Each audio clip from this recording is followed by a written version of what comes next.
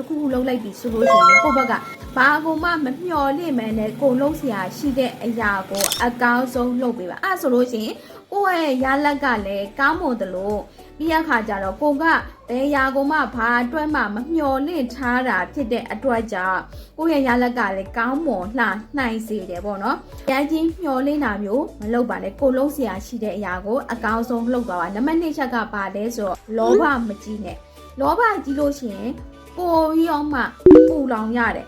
ပူ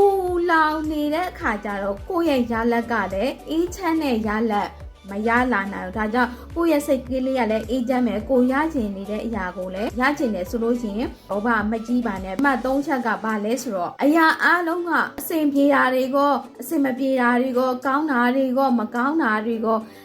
ကို့မှာဖြစ်လာခဲ့ပြီဆိုလို့ရှိရင်ဘယ်ရာကမှအစင်အမြဲဖြစ်နေမှာမဟုတ်အားလုံးကခဏလေးပဲအစင်မပြေတဲ့အရာတွေကိုခဏလေးပဲလို့တွေးလိုက်ပြီဆိုတာနဲ့ကိုယ့်ရဲ့စိတ်က